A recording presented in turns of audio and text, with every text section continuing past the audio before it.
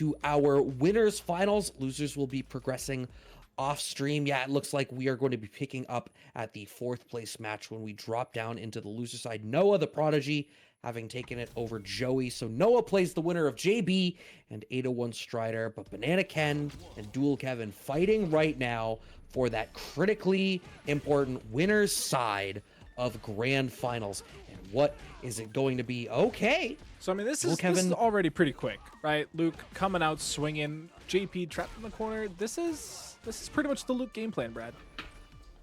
No, absolutely. And baiting out those parries, I feel like I always take a little bit of a personal victory if I can get a parry pump out of JP, just because it's so easy for JP to get them out of me. It's like, yeah, that's what that feels like. Anyway, Dual Kevin was able to control that match overwhelmingly here.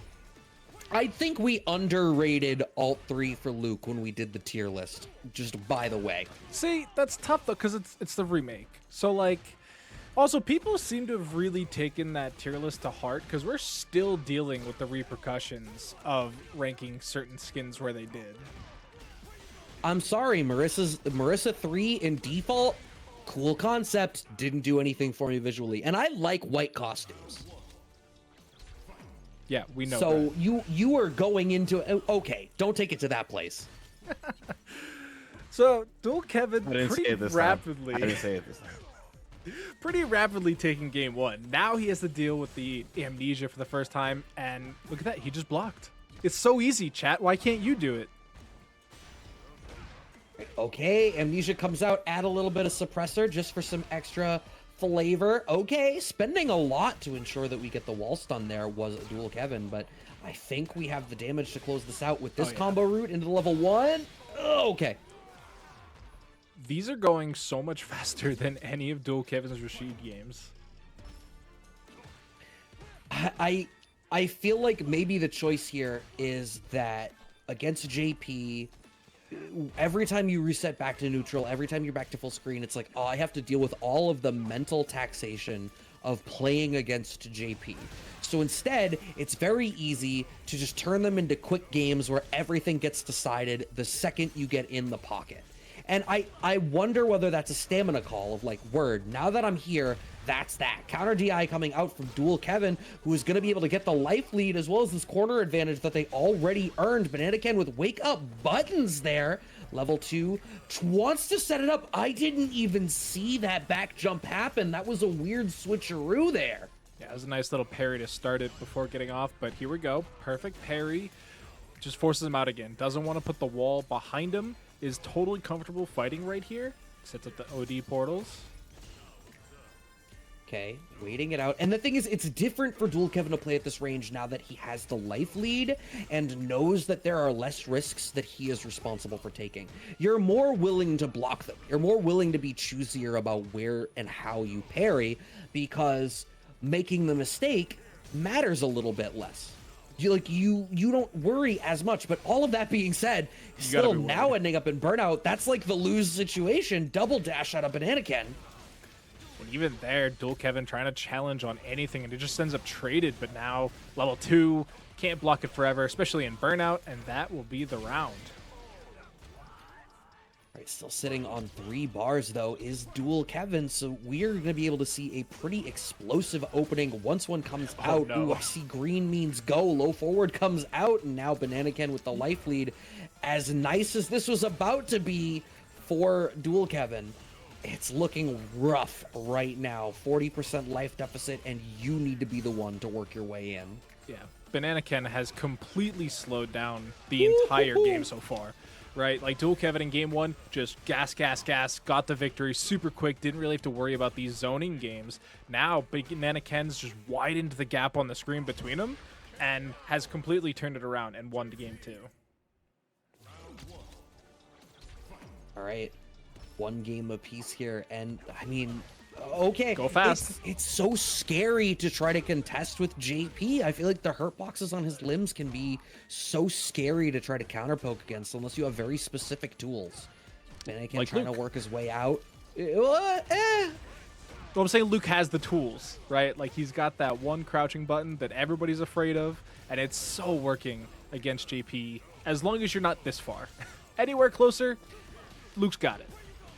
Oh, okay, using that drive rush into the forward advancing limbs out of Luke, still a thing that has been in his kit since we got to try him out in Street Fighter God. 5. I say that as though it wasn't 6 months ago, right? Yeah, it does feel like that long ago.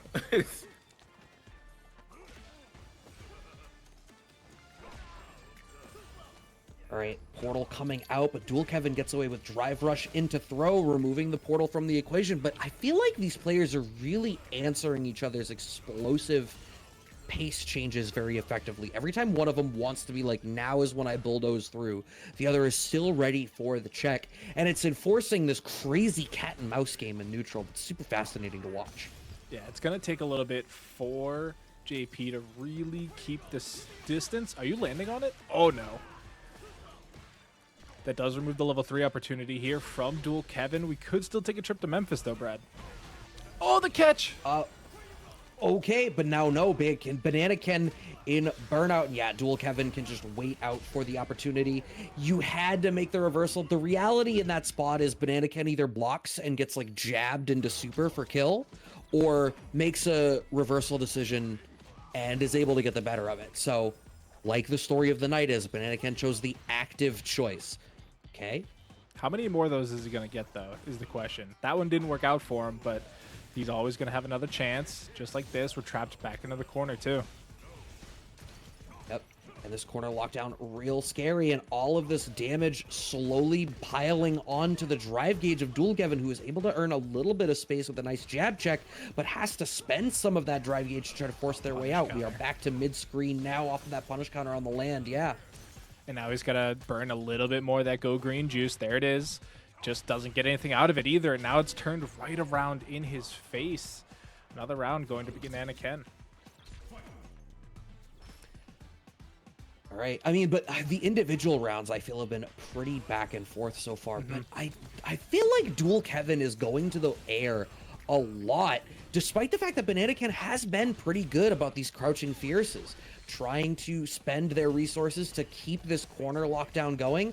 Almost more important than the corner position is that if Dual Kevin starts to push his way out, BananaKen has the entire screen to deal with, except we get the back throw. Yeah, and I like the air take that you're talking about here, and it's almost like Dual Kevin's just weighing the success so much heavier than like what the punishment is, right? Because if you fail that jump in, you're back to full screen anyway. But if you get that jump in to be successful, you get the combo, you get the knockdown, and you get to just keep running that offense without having to burn through too much of your resources. Yeah, I mean, it's the risk-reward conversation we had an awful lot in Street Fighter 5, right? Where a lot of times anti-airs were only so prevalent. Level 2 comes out, gonna force the issue. If Dual Kevin is able to wait this out, no, what did you get clipped by? It was the very last portion of that level 2 coming down from the top right and clipping him right in the toes.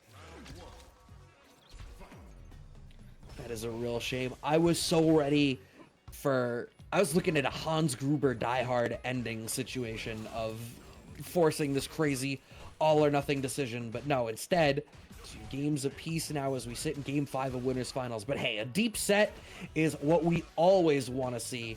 As BananaKen is staying in firm control of this set as they have Dual Kevin locked down in this PT side corner. Big stun early in the round 2. Not going to have enough to close this out just yet, but the portal's too scary to fuck with, and we're going to get a throw to close out the round. And this is set point now here for BananaKen, looking to secure that grand finals berth already. It's so wild that he can, JP can feint that overhead ghost, and then you end up in this spot where the overwhelming majority of people are either going to walk back or twitch to stand block, and that's where that brilliant low forward start for BananaKen to open this up, cashing out this level 2 now, as they're going to firmly solidify this spot against Dual Kevin, maximizing the drive gauge damage by fixing DI into the middle of that, forces this burnout here. This is all but guaranteed. We have the stun. There's only going to be a level 1 available in the tank to maximize this damage. Will it be enough? I think that it ought to be, and it is. BananaKen had that all according to plan. I feel like 4 interactions ago. It all went to Kikaku. And I mean, even looking at this last sequence again, like, what is there for Dual Kevin to do in that situation?